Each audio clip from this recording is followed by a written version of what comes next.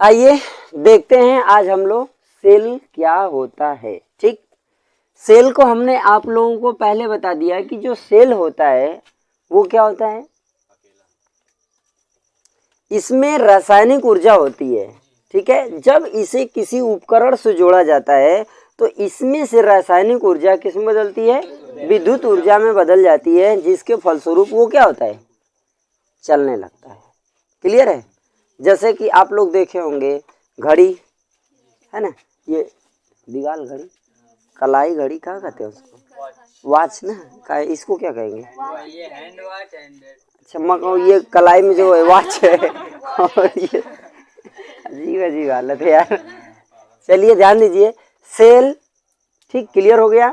अब हमें समझना है कि इसकी प्रक्रिया क्या होती है। ठीक है, कुछ सेल आप देखेंगे क्या होंगे, एक बार यूज हो गया उसको फेंक दिया गया। ठीक है, क्या वो सेल दोबारा रिचार्ज हो सकता है, रिचार्ज समझ रहे हैं ना। एक दिन में पूछा रिचार्ज तो कह रहे हैं सर जी अरे उनमें कैसे रिचार्ज है हाँ कोई कह रहा है पोर्ट करा देंगे रिचार्ज कराने क्या जरूरत है। चलो देखो, रिचार्ज का मतलब होता है जैसे सेल होता है एक बार डिस्चार्ज हो जाता है तो उसको फेंक देते हैं। जैसे एवरीडे हुआ और फोनिक्स हुआ कि पैरासोनिक का होता है ना, सेल होता है। एक निप्पो सेल होता है, इसको क्या करते हैं, यूजिंग थ्रोइंग सेल होता है ना, यूज किए फेंक दिए, ऐसा होता है कि नहीं होता है, होता है, तब ठीक होता है। और सेल जो होते हैं क्या होते हैं, कुछ सेल जो होते हैं चार्ज हुआ, उसमें से इलेक्ट्रॉन्स दूसरे प्लेट पे गए, वो डिस्चार्ज हुआ, फिर उसको क्या कर लेते हैं, रिचार्ज कर लेते हैं ना। क्लियर है। तो उस सेल को हम क्या कहेंगे, सेकेंडरी सेल। वह सेल जिसमें से एक बार रासायनिक ऊर्जा खत्म हो जाने के बाद उसे रिचार्ज नहीं किया जा सके, ऐसे सेल को हम प्राथमिक सेल। क्लियर हुआ। और वह सेल जिसमें एक बार ऊर्जा खत्म हो जाए यानी वो डिस्चार्ज हो जाए, उसे पुनः विद्युत ऊर्जा द्वारा रिचार्ज कर लिया जाए, वह आपका क्या होगा, सेकेंडरी सेल। क्लियर हो गई बात, कोई कंफ्यूजन इसमें है। चले आगे। अब इसकी प्रक्रिया को समझते हैं कि जो सेल की प्रक्रिया है वो होती कैसे है, कैसे रिचार्ज होता है और कैसे डिस्चार्ज होता है। क्लियर है, चला जाए। आइए गौर से बात को समझिएगा।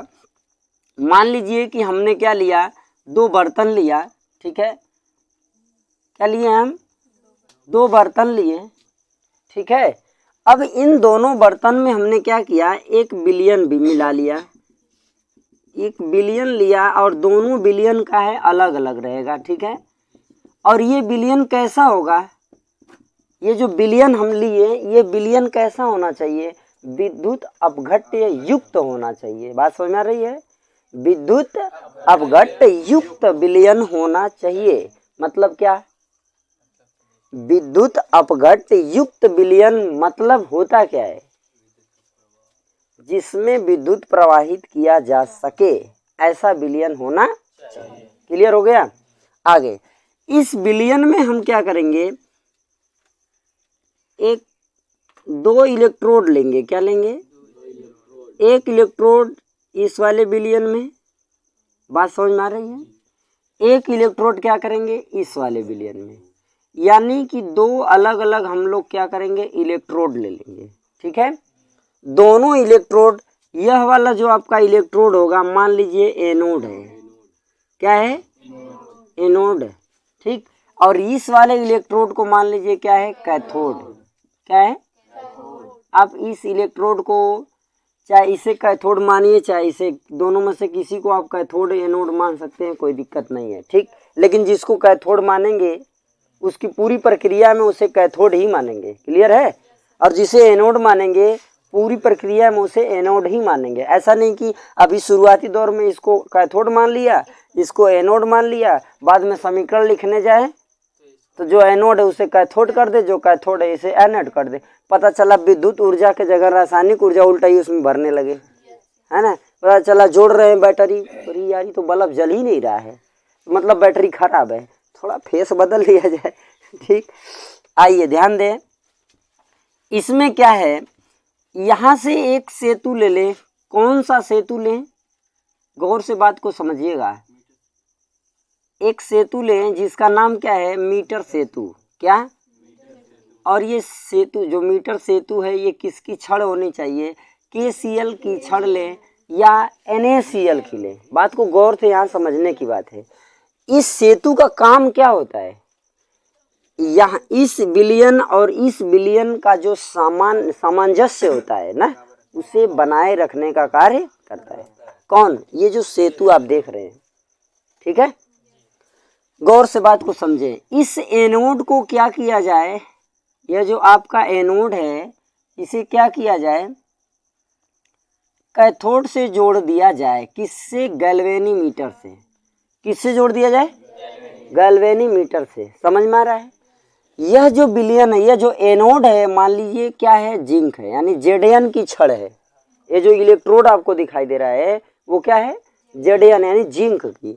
यह दूसरा इलेक्ट्रोड जो आपका है यह मान लीजिए किसकी है, कॉपर की। समझ रहे बात को? यह इलेक्ट्रोड आपका किसका है, यह इलेक्ट्रोड आपका किसका? कोई डाउट है? चलिए ध्यान से बात को समझिएगा। यह जो विलयन होगा वो किसका होगा, जिंक सल्फेट का। यह जो विद्युत अपघट्य विलयन हमने लिया वो किसका होगा, विद्युत अपघट्य मतलब जिंक सल्फेट। क्लियर है? दूसरा जो विद्युत अपघट्य आपका होगा, जो विलयन होगा वो किसका होगा, कॉपर सल्फेट। कोई डाउट है किसी को? कोई भी कंफ्यूजन हो बेहिचक पूछिए। ओके चले ध्यान दें। अब क्या होगा, देखिए इसमें से ये कौन सा छड़ है, एनोड। तो इसमें से क्या निकलेगा भाई, एनोड से क्या निकल, धनायन। और कैथोड से क्या निकलेगा कि उसमें आएगा, आएगा। जवाब गलत, निकलेगा। ठीक है, आएगा नहीं। अब देखो, अब यहाँ से जो धनायन होगा ऐसे आगे बढ़ेगा। बात समझ रहे हैं आप लोग? ऐसे आगे इसमें बढ़ेगा और इसमें आकर के क्या होगा, कलेक्ट होगा। क्योंकि आपको पता है एक धनायन ऋणायन की ओर जाता है या ऋणायन धनायन की ओर जाता है, लेकिन धनायन धनायन की ओर नहीं जाता है। इस बात को मान रहे हैं? क्या ऐसा हो सकता है? यस सर, धनायन धनायन की ओर जाएगा? नहीं जाएगा। अच्छा मान लीजिए धनायन धनायन की तरफ जा रहा है तो होगा क्या, उसमें क्या होगा, क्या होगा, प्रतिकर्षण है। पक्का श्योर? एक दिन आप लोगों को हम सुनाए थे इसकी कहानी, आकर्षण प्रतिकर्षण की। नहीं जी, वो नारी वाला सिस्टम सुनाए थे ना? हाँ, तो ध्यान रहेगा ना। कौन रहेगा, हम तेरे बिना तू मेरे बिना, है ना। चलो इतनी हम काफ़ी है ना, समझ गए होगे कि ये धनायन ऋणायन है क्या है। ठीक है, चलो ध्यान देना थोड़ा सा। ये जो जिंक प्लेट आप देख रहे हैं और ये जो कॉपर प्लेट देख रहे हैं, इन दोनों में वास्तव में देखिए कॉपर ऋणायन नहीं होता है, बात समझिए। कॉपर जो है धनायन होता है, लेकिन यहाँ कैथोड छड़ के रूप में है, इसलिए इसमें इलेक्ट्रॉन आके जुड़ेगा और जिसमें इलेक्ट्रॉन आके जुड़ता है वो क्या होता है, वो क्या होता है, ऑक्सीकरण। एक बात ध्यान रखना, ठीक है। चले चलो अब देखो इसमें धारा का प्रवाह कैसे होता है। सवाल ये उठता है कि बैटरी के अंदर धारा का प्रवाह कैसे होता है, सवाल यहाँ ये है। क्लियर है? अब देखो इस प्लेट में क्या हो रहा है, एनोड वाली प्लेट में क्या हो रहा है, अभी यहाँ पर बैटरी में यहाँ पर यहाँ से इलेक्ट्रॉन निकल के जा रहा है ना। जब इलेक्ट्रॉन निकल के यहाँ से जा रहा हो तो ये क्या होता है, अपचयन। क्या हो रहा है, गौर से बात को समझिएगा।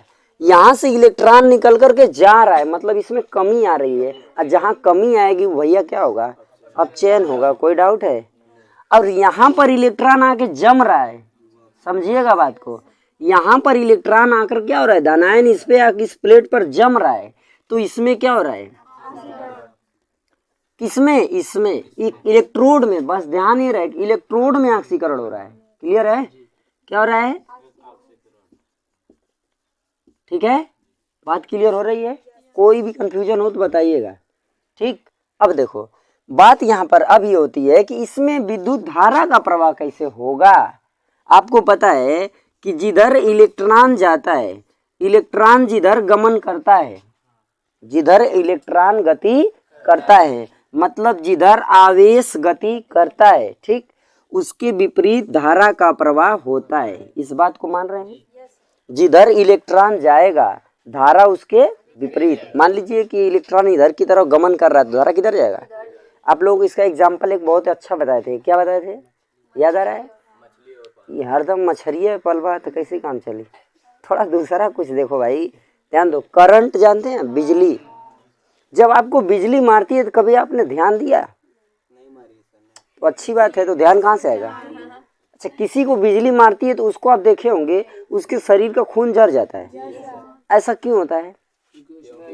अंदर जाता है, इलेक्ट्रॉन अंदर जाता है तो देखिए, जो धारा होता है, जब व्यक्ति एक तार को, जो तार का हिस्सा होता है जहाँ से करंट लग सकता है, उसे पकड़ा है तो उसमें क्या जाएंगे? धारा जाएगी ना, है कि नहीं? ये तार से उसमें क्या जाएगा? धारा जाएगी। जब उसमें धारा जाएगी तो बॉडी के अंदर जो ऑर्गन्स है, यानी जो इलेक्ट्रॉन्स हैं, वो क्या होंगे? उसकी तरफ धड़ धड़ धड़ धड़ भागेंगे, तेजी से भागेंगे। क्योंकि बॉडी में क्या दौड़ता है? कहते हैं ना, खून दौड़ता है। किसका खून दौड़ता है? अपने खानदान का ना। कहते हो, जैसे अकबर के बारे में पूछा जाए, बाबर के बारे में पूछा जाए कि उसके रगों में किसका खून दौड़ता था, तो बहुत खतरनाक बताते थे सब ना। कई लोगों का खून दौड़ता था, बड़ा टेंशन होता था, इतना ऐसी कैसे हो सकता है? अरे माँ बाप जो हैं वो तो ठीक है, और वो उससे पूछा जाता है अकबर बाबर के बारे में, तो वहाँ पर क्या जवाब मिलता है? कई लोगों का खून दौड़ता है। बड़ा टेंशन होता है ऐसा सुन के। चलो आओ, ये बात समझ में आया? अब देखो, जिस सेल के अंदर रेडॉक्स अभिक्रिया होती है, सिंपल सा जवाब कि किसी सेल में धारा का प्रवाह कैसे होता है, तो सिंपल सा जवाब क्या आप बताएंगे कि जिस सेल में रेडॉक्स अभिक्रिया होती है उस सेल में धारा का प्रवाह होता। देखो, इसमें हो गया अपचयन, इसमें हो गया ऑक्सीकरण। ये दोनों जो अभिक्रिया होती है, इन दोनों अभिक्रिया का नाम क्या है? रेडॉक्स अभिक्रिया। आप समझ रहे हैं इस बात को ना? रेडॉक्स अभिक्रिया। और जहां रेडॉक्स अभिक्रिया होगी वहीं विद्युत धारा का प्रवाह होगा, अन्यथा विद्युत धारा का प्रवाह नहीं होगा। क्लियर हो गई बात? कोई डाउट है? ठीक है ना? बात पूरा समझ में आया? ठीक। अब इसके आपको सेल समीकरण क्या होता है